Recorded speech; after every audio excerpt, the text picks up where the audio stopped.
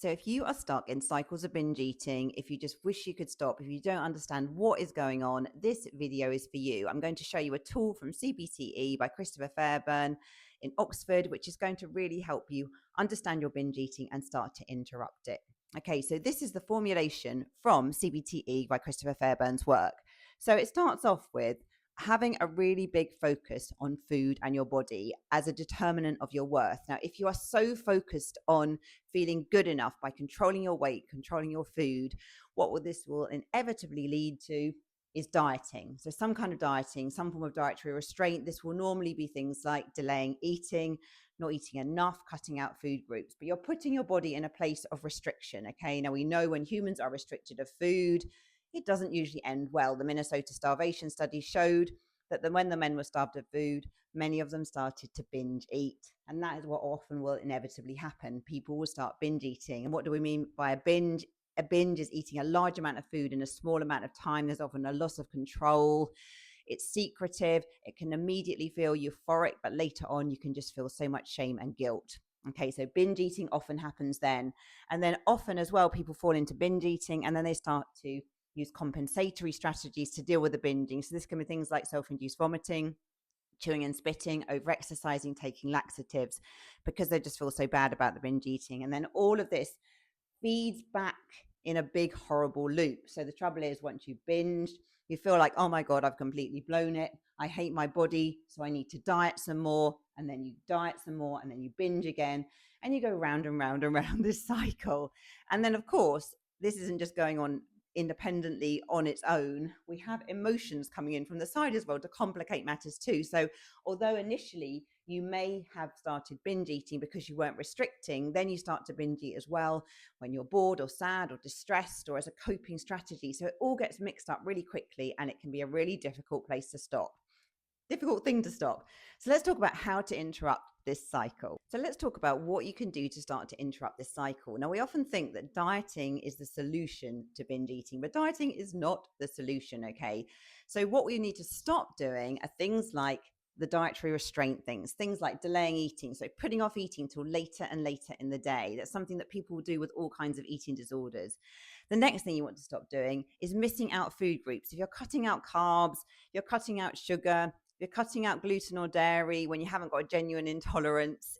When you're cutting out these food groups, they become so special and enticing and on the pedestal, and they become so seductive and special. And then actually you will often just avoid them and then suddenly binge eat on them and eat loads of them. So you need to be allowing some of these foods back in, okay?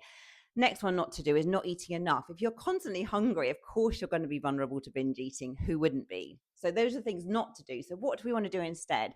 So I like to really frame this as like self-caring eating. So with self-caring eating, we're eating regularly, okay?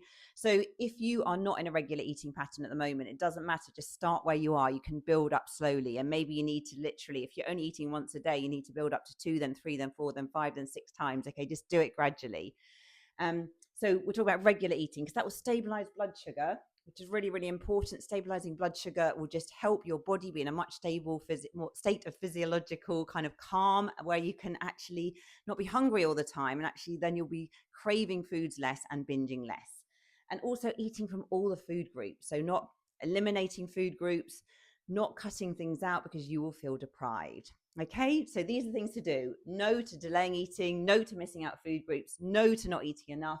Yes to self-caring eating, to the regular eating from all the food groups and balancing blood sugar. But I know what you're thinking. Now you're thinking, but Harriet, I don't want to put on weight. So let's talk about dealing with that. This is another tool from CBT-E. And as you can see, I'm not an artist. It's not one of my talents.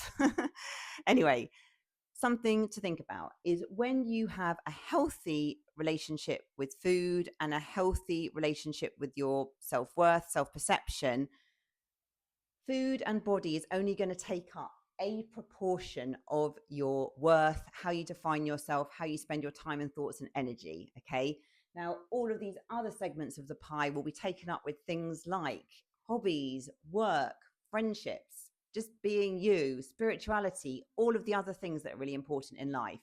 Whereas when you have got into a difficult place with food and body, you'll probably be spending like 80 to 90% of your day worrying about what you've eaten, how much you weigh, how flat your stomach looks, all the things.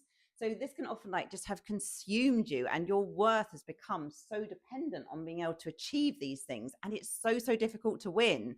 I mean, just imagine if your weight has to be a certain number, if your stomach has to be perfectly flat, who can really win at that? It's so difficult to, to win at this. So the really helpful tool is to realize the reason I am dieting is because I'm thinking so much about food and my body as a defining thing about my worth. And actually, is that how I want to live my life? Probably not. Okay. Probably want to be expanding your life outwards with travel and hobbies and work and fulfilling your purpose. You don't want to be down the rabbit hole of thinking always about your food and body as a way of defining yourself. So a helpful tool can be just to think about, how do I want my pie chart to look? Maybe you draw it out, and then it's almost taking that step back, looking down on your life, looking down on how you're currently living and thinking, is this how I want to be living my life? And then also beginning to consider, how can I do it differently? And how can I start to take the focus off all of this? And this might be things like consuming less social media, having less of those conversations, but starting to really notice where you are focusing so much of this in your daily life. Because actually, our thoughts create our reality, and your environment is so important in all of this. But you can start to shift this once you realize that you have the power to do this. Okay, hope you've enjoyed this episode. Hope this given you some tools from CBT-E. And I look forward to sharing another episode with you soon. Do let me know in the comments if you like this kind of content. Thank you.